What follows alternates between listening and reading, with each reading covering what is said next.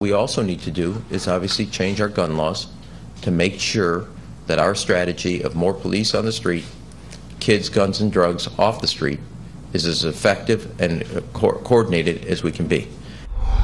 Kentucky Senator Rand Paul is live in Chicago tonight. He's there for a school choice event, which we'll get to in a minute. But let's start with this, Senator, because the city of Chicago was under siege as recently as about a year ago. They seem to be going a little bit in the right direction, and then came this weekend, which was just devastating. And now they blame the guns. Your thoughts? Well, you know, I think we do have a problem. There's this horrific violence, and it's hard to get your mind around it. But I think it's more of a sickness of the spirit than it is actually ownership of guns. In fact, if you look at the rules and the laws, the cities that have the most significant gun control seem to still have the highest violence. So, yeah, there is a problem. There's mental illness with some of these shootings. There's also just sort of a thuggishness that's out of control that no longer knows right from wrong. But it's something really maybe even beyond government. It's spiritual. It's that people need to be taught right and wrong. There needs to be an influence in their life. And there has to be a police presence, you know, to deter crime. But it's not as simple as banning guns, because they've tried that in Chicago and they've tried that in D.C. and frankly, it hasn't worked. You know, O'Reilly has been pressing the president to take a leadership role on this, on, you know, being a role model and pushing for improved community activism and reaching out to, you know, inner city youths to try to set a good example and try to help with the right from wrong determination and lift them up out of poverty so that we don't see this kind of thing. Your thoughts on that? Well, absolutely. It's a complicated problem. It involves, you know, poverty, it involves unemployment, but it also involves lack of parental guidance, lack of church guidance, lack of pastoral guidance. You know, there's a lot of things we can do.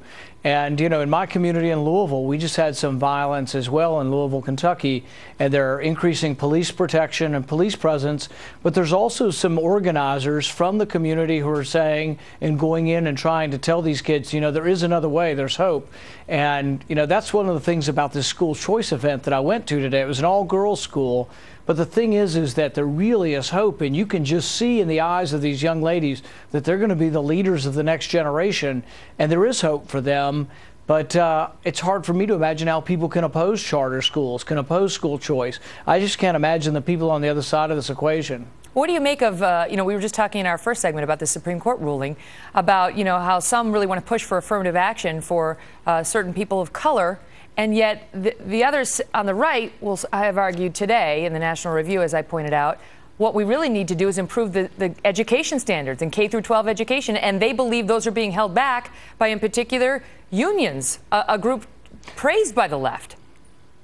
Well, and to those who disagree with the ruling, they should be asked, do you agree with charter schools? Are you for vouchers?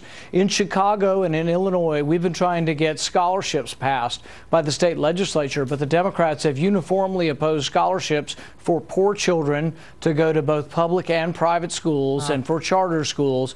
And this is all being opposed, and that's the real answer. You want equality. Education is the great equalizer, but you got to start at a young age, and you have to be for innovation. And so many of these people are so beholden to the establishment that they're opposed to it. Senator Rand Paul, thanks for being here. Thank you. Well, the White House just hosted an event with